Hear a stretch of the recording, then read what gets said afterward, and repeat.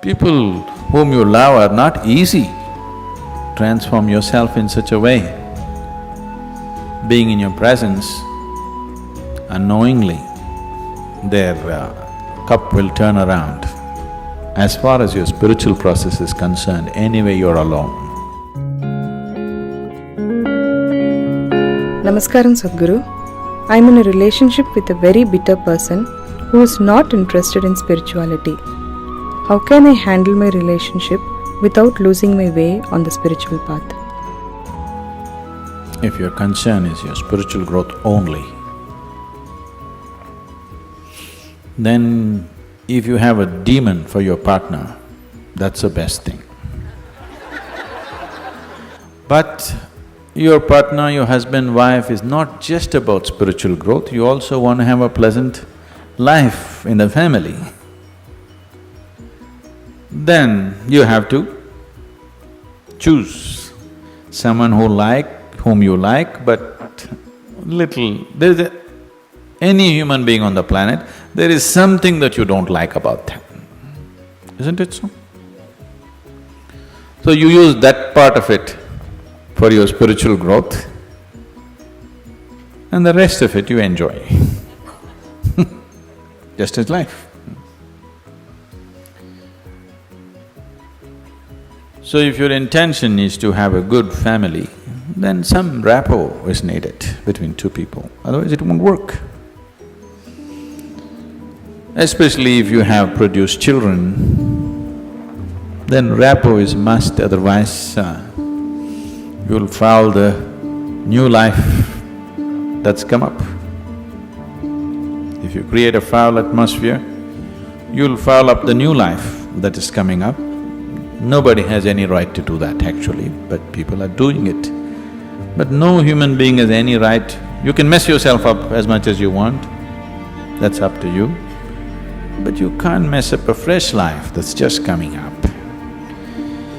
So, if you're looking for good life, family life, then one has to find rapport. And that rapport means some areas of commonality at least. But if you're looking for spiritual life, it doesn't matter what kind of person he is, you can use everything for your growth,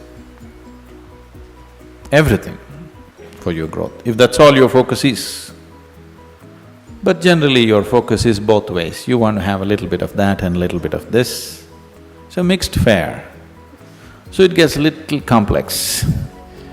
So, to build a rapport takes effort, takes compromise, takes love, endurance. Takes endurance, you know. Somebody is constantly like this, you want to build rapport with that person, but you don't want to go his way. That takes lots of endurance. Yes or no? People whom you love are not easy. So what can you do? One thing is to transform yourself in such a way, being in your presence, unknowingly, their cup will turn around. Just yesterday, you know, the other day I just went out in the rain, I went out and it started raining and I was carrying both my India phones because I was expecting some calls and I mean, one is India, one is Europe, one is America, 3 phones I had. One I had in my jacket, other in my trouser pockets, and by the time I got here it got wet and both the phones just burnt up. Then people around me were telling me, Sadhguru, why carry 2 phones? Now we can have 2 SIM cards in one phone. If you hold it like this, you can speak on the India SIM card. If you turn it around, it just shifts into the other SIM card. You don't have to switch anything, just this way it handles one SIM card. If you turn it around, it handles another SIM card. You have to become like this. I was very suspicious of this phone, I didn't get it, but but you must become like this. If you wish to take people who are around you with you, if you want to walk alone, it's very easy. If you want to take people with you, then it takes a considerable amount of effort. When Gautama was asked this question, is it better to walk alone on the path or with a companion? He's not like me, he's dry. He said, it's better to walk alone than to walk with a fool. He's not saying don't walk with anybody, he's not saying don't have companions, but he said it's better to walk alone than walk with a fool. Because they can drain you, they can take such a lot of energy and time, and you don't know, they may be stronger than you and they may take you their way than you taking them your way. There's every possibility, yes? So, I won't say what Gautama said. All I'm saying is, it doesn't matter how you walk, as far as your spiritual process is concerned, anyway you're alone. Nobody is with you. It's only the bodily process, the material process of life, which you can share with people. You come alone and you go alone, isn't it? Even if you have a twin brother or a twin sister, you still come alone and go alone, isn't it so? So when it comes to the spirit, anyway, you walk alone. So don't mix that up.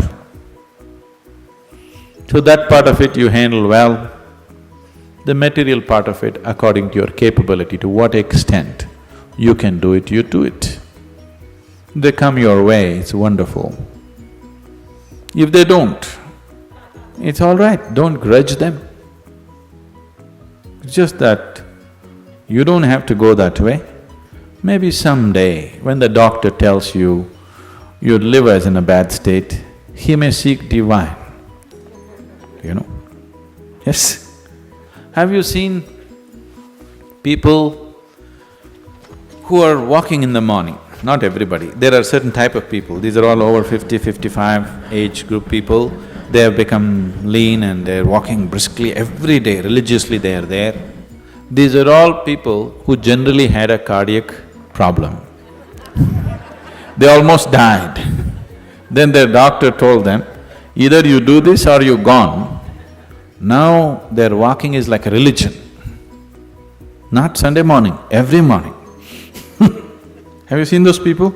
Suddenly they transform, they eat properly, they do everything properly because the fear of life and death has come. So different people need different kinds of impetus. If you're sensible, you learn by just looking. You're not sensible, you learn by thrashing. Life will thrash you. The material part of your life is never 100% proper, it never can be. Isn't it so? Is there any family which is a perfect family? Is there any relationship which is a perfect relationship? Is there any business which is a perfect business? Is there any career which is a perfect career? There is no such thing, don't seek that. Your life will become wasteful and fanciful if you seek such things. They all happen to the extent you're capable of handling them, that's all. So, you make sure the spiritual part of your life, you handle it 100% properly.